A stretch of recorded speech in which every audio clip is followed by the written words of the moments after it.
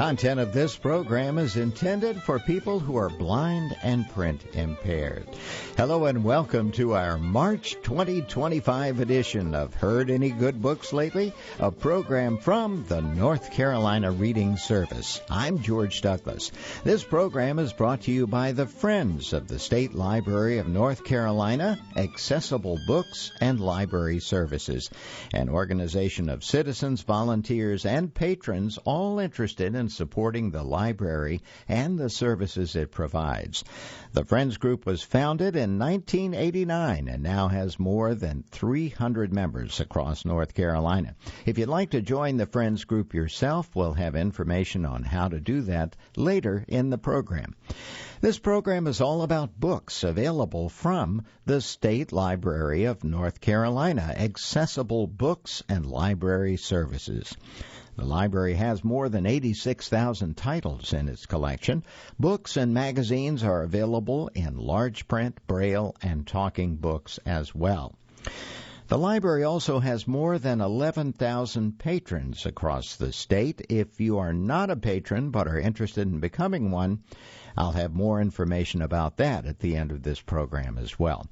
This month, we'll look at some of the most popular books checked out in the month of February at the State Library of North Carolina, Accessible Books and Library Services. Let's begin the program today with a book called Stuart Woods Golden Hour, and it's by Brett Battles and Stuart Woods. Now, Battles continues his authorized takeover of Woods' expansive turf with a tale that puts ex-CIA agent Teddy Fay in both the driver's seat and the hot seat. Here's the plot for this one.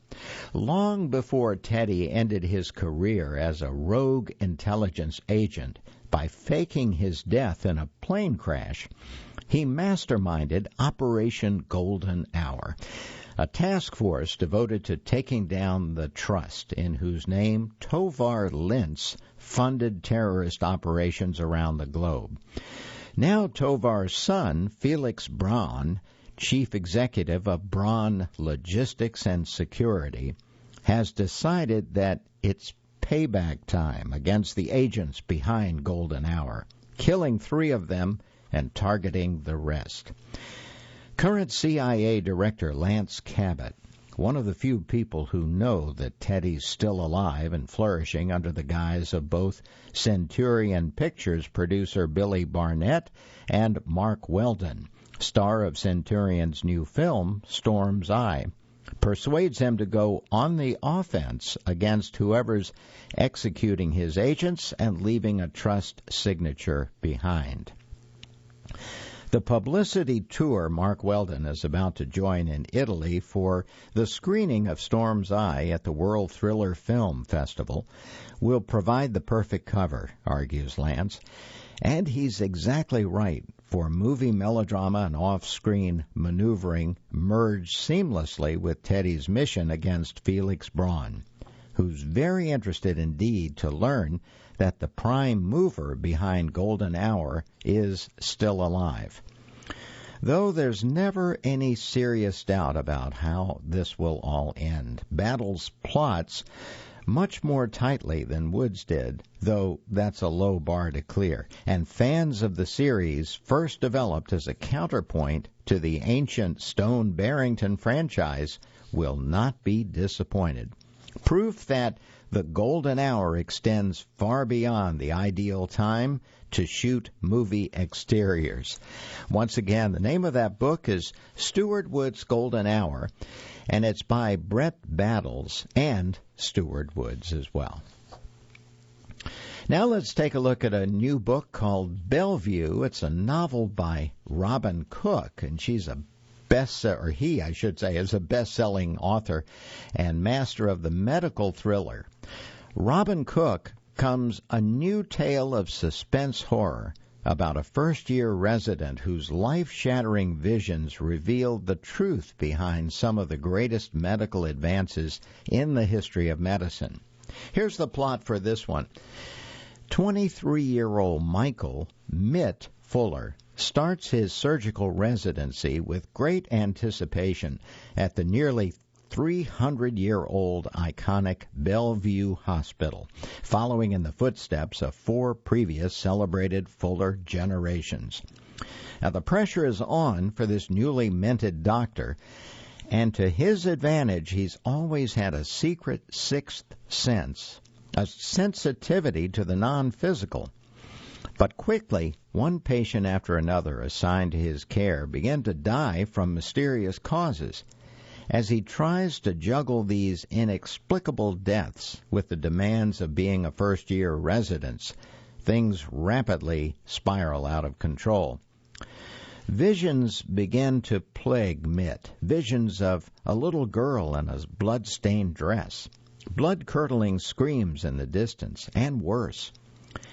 As bodies mount and Mitt's stress level rises, he finds himself drawn to the monumental abandoned Bellevue Psychopathic Hospital building, which, to his astonishment, has somehow defied the wrecking ball and still stands a few doors north of the modern Bellevue Hospital high-rise.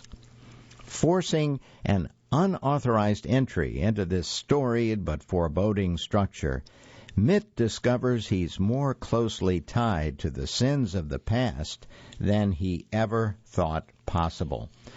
Once again, the book is called Bellevue, and it's a novel by Robin Cook.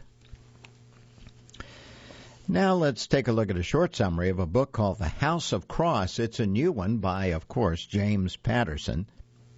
Supreme Court candidates are being murdered, and only Alex Cross and John Sampson can take the case in the House of Cross. Now, Alex Cross's innate nature is to protect people. If he has a weakness, it's his family, especially his children. They're the chink in his armor, but aside from that, it's tough to get at him. In Washington, D.C., the president-elect is planning her inauguration. The list of Supreme Court candidates is highly confidential until it becomes evidence in Detective Alex Cross's toughest investigation. One candidate is gunned down, a second is stabbed, a third is murdered near midnight on a city street. Cross is the FBI's top expert in criminal behavior. For the sake of his family, his city, and his country, he must put himself in the most dangerous place there is, inside the mind of a diabolical killer. It sounds like a good one. It's a new one from James Patterson called The House of Cross. Now let's move on to the latest book release by Danielle Steele. This one is called Trial by Fire. Here's the plot for this one. Exposition of a tangled tragedy about which it took years before anyone knew what really happened and who was truly to blame. Well, it all happened in 90 seconds. A 2003 conflagration in a Rhode Island nightclub that killed 100 people and badly injured many more, and that stands today, James notes, as the nation's deadliest rock concert. Name a cause, though, and you enter Rashomon territory, with many contributing factors ranging from a local culture in which it was a badge of honor to figure out how to manipulate the system to one's advantage, to the installation of improper building materials and perhaps willful violations of building codes. 2 brothers owned the station nightclub, but were preparing to sell it when the band Great White played there. Now, when the band's road manager set off a pyrotechnic display, a foam-clad wall caught fire, and within that short span of time, nearly everyone who had been inside had died or been severely injured. The author's account is minutely detailed, its technical discussions punctuated by human interest story portraits of the victims. It is often repetitive, sometimes to emphasize a point, sometimes seemingly carelessly.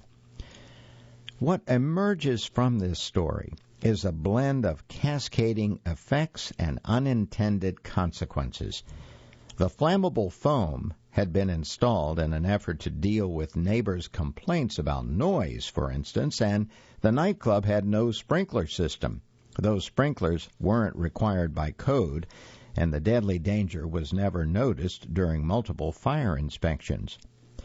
Considering James' exhaustive examination of the facts and the back-and-forth argumentation regarding fault, it is surprising that the legal consequences were not more severe. The fire inspector, for example, received a raise from the town and then retired early on disability, or more broadly distributed. An unsettling history of horrific events whose memory is still fresh. Once again, the book is called Trial by Fire, and it was written by Danielle Steele. Now here's a new one by Janet Ivanovich. It's called Now or Never, 31 on the Run. Now, of course, Janet Ivanovich has written a staggering number of bestsellers, 45 to be exact, over the past 28 years. And in addition to her #1 Times best-selling Stephanie Plum novels and many other books as well. Here's what Now or Never is about. She said yes to Morelli. She said yes to Ranger. Now Stephanie Plum has 2 fiancés and no idea what to do about it. But the way things are going, she might not live long enough to marry anyone. While Stephanie stalls for time, she buries herself in her work as a bounty hunter, tracking down an unusually varied assortment of fugitives from justice. With timely assists from her stalwart supporters, Lula, Connie, and Grandma Mazur, Stephanie uses every trick in the book to reel in these men. But only she can decide what to do about the 2 men she actually loves. She can't hold Ranger and Morelli at bay for long, and she's keeping a secret from them that is the biggest bombshell of all. Now or never, she has to make the decision of a lifetime. Once again, the book is called Now or Never, 31 on the Run by Janet Ivanovich. Now here's a book entitled Defense Protocol, and this one is by Brian Andrews, Jeff Wilson, and Tom Clancy. Chinese President Lee Jian-jun plans a sneak attack on Taiwan, and it's up to the Jack Ryan administration to stop him without going to war. President Lee announces a naval exercise, but his real plan is Operation Sea Serpent, the lightning reunification of Taiwan. His Minister of Defense, Admiral Quinn Hai-yu, thinks the idea is crazy because a great number of people would die, but he can't say so. Lee is not a man to be challenged, and he's already had one of his ministers executed. But Quinn wants to stop the war before it begins. Perhaps he can get word to the Americans so they can cut off the mad scheme, and he's troubled by whether his actions will make him a traitor or a patriot. A Western asset nicknamed the Spider helps facilitate his dangerous disappearance as he attempts to leave China, and authorities in Beijing don't know if he's been kidnapped or has he defected. Meanwhile, the Ryan administration wants to get him safely extracted from mainland China. President Ryan orders that an American naval vessel will transit through the Strait of Taiwan, which the People's Republic has blockaded. Will there be a bloody showdown that triggers a major war? So much can go wrong, and there are series regulars like John Clark and Ding Chavez at the tip of the spear. And there's also Katie Ryan, a lieutenant commander with the Office of Naval Intelligence, who's deployed to Taiwan because she's one hell of an intelligence analyst who thinks outside the box. She's a rising star who refuses to trade on her relationship with her father, President Ryan. Well, there's not much violence, although there's enough to call it a military thriller. One brave American is fading fast from around to his chest, but he has time to smile about that hot Katie Ryan. Yes, we all like the Ryans. The novel's big question is not which nation wins, but whether they fight. Bravery and clear thinking will have to come from both sides. By the way, Jack Jr. isn't in this one. It's Katie's time to shine. Plenty of excitement for Clancy fans all the way around. This is Defense Protocol, written by Tom Clancy along with Brian Andrews and Jeff Wilson. Now here's a new one from the very popular author Nora Roberts. This is The Mirror, the Lost Bride trilogy, and it is book number 2 in that series. Here's the plot for this one. When Sonia McTavish inherits the huge Victorian mansion on the coast of Maine, she has no idea that this house is haunted. Now, the footsteps she hears at night, the doors slamming, and the music playing are not figments of her imagination. In her dreams, she sees glimpses of the past. In the present, she finds portraits of brides. And when she has visions of an antique mirror, she is drawn to it, sensing it holds dark family secrets. Well, then one night the mirror appears, and Sonia glides through this looking glass into the past and sees a bride murdered on her wedding day, the circle of gold torn from her finger. It is a scene that will play out again and again. A centuries-old curse that must be broken, and a puzzle she must solve if there is any hope at all of breaking the curse. This one's called The Mirror. It is the second book in the Lost Bride trilogy, and it is by Nora Roberts.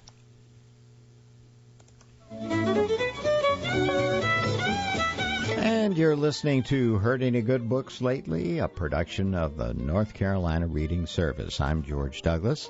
Thanks so much for joining me today. Let's move on to another book. This one is called Aunt Ivy's Cottage, and it's by Kristen Harper. Up in the attic, with views across the sparkling bay, she opens the lid of the carved trunk. Carefully moving aside the delicate linen wedding dress once worn by her great-aunt, she unpacks all the smaller boxes inside until she finds the leather-bound diary. She knows this will change everything.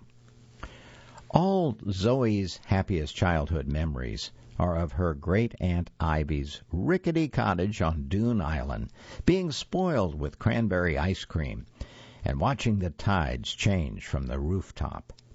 Now, heartbroken from a recent breakup, Zoe can see her elderly aunt's spark is fading and decides to move to the island so they can care for each other. When she arrives to find her cousin Mark sitting at the solid oak kitchen table, she knows why Aunt Ivy hasn't been herself, because Mark, next in line to inherit the house, is pushing Ivy to move into a nursing home. Well, when the cousins clashing over what's best for Ivy, Zoe is surprised when the local carpenter who's working on Ivy's cottage takes her side. As he offers Zoe comfort, the two grow close. Together they make a discovery in the attic that links the family to the mysterious and reclusive local lighthouse keeper, and throws doubt on Mark's claim.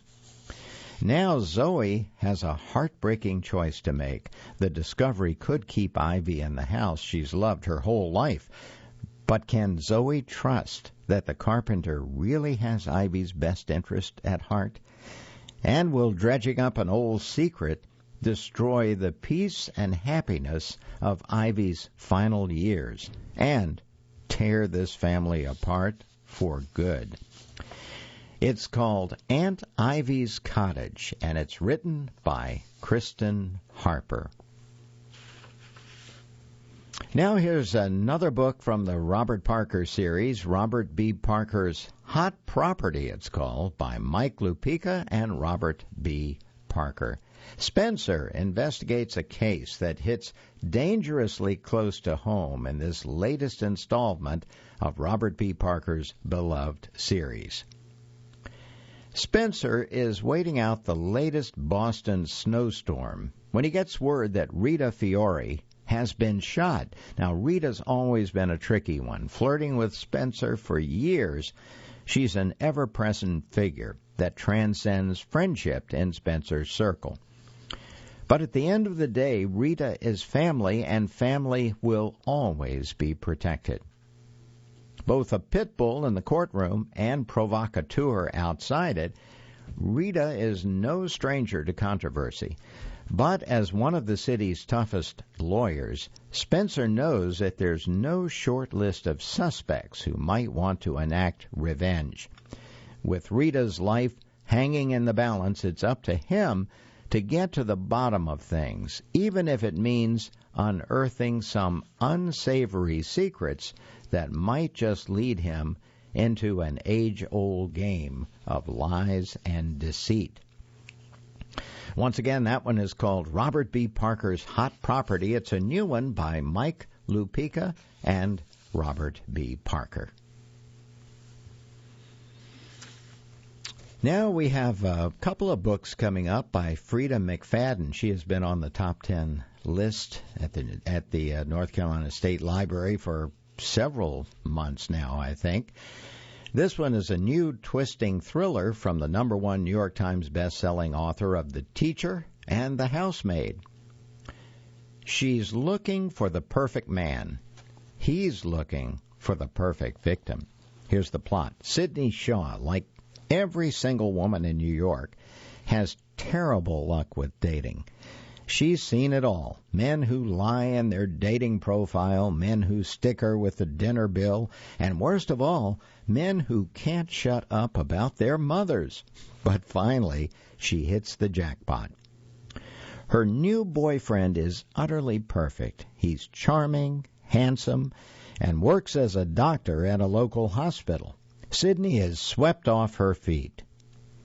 Then the brutal murder of a young woman, the latest in a string of deaths across the coast, confounds police. The primary suspect, a mystery man who dates his victims before he kills them. Sidney should feel safe. After all, she is dating the guy of her dreams. But she can't shake her own suspicions that the perfect man may not be as perfect as he seems. Because someone is watching her every move. And if she doesn't get to the truth, she'll be the killer's next victim. This is a dark story, as you can tell, about obsession and the things we'll do for love. It's the #1 New York Times best-selling author Frida McFadden, and she proves that crimes of passion are often the bloodiest. Now, as I mentioned, we have two books by Frida McFadden this month, and the next one I'm going to talk about is one that I referenced, actually, because it predated the one that I just read about. It's called The Housemaid is Watching by Frida McFadden. And this is from New York Times, USA Today, and Wall Street Journal best-selling author. McFadden comes the next installment of the unbelievably twisty, tension-packed, and globally best-selling Housemaid series. This book can be enjoyed as a standalone read, and once you start, it will have you up all night, racing through the pages until the final explosive twist. "You must meet our new neighbors," Mrs. Lowell gushes and waves across the picket fence. I clutch my daughter's hand and smile back, but the second Mrs. Lowell sees my husband, a strange expression crosses her face. In that moment, I make a promise. We finally have a family home. My past is far, far behind us, and I'll do anything to keep it that way. I used to clean other people's houses. Now, I can't believe this home is actually mine. The charming kitchen, the quiet cul-de-sac, the huge yard where my kids can play. My husband and I saved for years to give our children the life that they deserve. Even though I'm wary of our new neighbor, Mrs. Lowell, when she invites us over for dinner, it's our chance to make friends. Her maid opens the door wearing a white apron, her hair in a tight bun. I know exactly what it's like to be in her shoes, but her cold stare gives me chills. The Lowell's maid isn't the only strange thing on our street. I'm sure I see a shadowy figure watching us.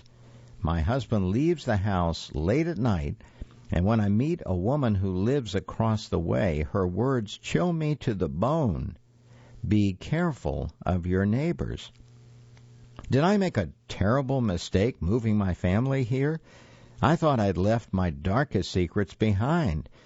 But could this quiet suburban street be the most dangerous place of all? Well, to find out, you'll have to read or listen to The Housemaid is Watching by Frida McFadden. And we have time for just one more. You recognize this name. He's on almost every month. David Baldassi has written a book. It's called To Die For. The 620 man returns, this time sent to the Pacific Northwest to aid in a complicated FBI case, and he's about to come face to face with his nemesis, the girl on the train. Travis Devine has become a pro at accomplishing any mission he's given. But this time it's not his skills that sent him to Seattle to aid an FBI in escorting orphan 12-year-old Betsy Odom to a meeting with her uncle, who is under federal investigation. Instead, he's hoping to lay low and keep off the radar of an enemy, the girl on the train. Now, it might finally be time for Devine and the girl on the train to come face to face. Devine is going to find out the difference between his friends and his enemies, and in some cases, they might well be both. Once again, this one's called To Die For by David Baldacci, and it's on the top 10 list for the month of February. And that's all the time we have for this month's edition of Heard Any Good Books Lately. I'm George Douglas. I hope you enjoyed the program today. If you'd like more information about how to become a patron of the State Library of North Carolina, Accessible Books and Library Services, simply Google or search for Accessible Books North Carolina Library. Or you can call 888-388-2460. You can also use those same numbers to join the Friends of the State Library of North Carolina, Accessible Books and Library Services. This program is intended for people who are blind or print impaired. Heard Any Good Books Lately will be available right after the broadcast at our website, ncreadingservice.org. So long until next time.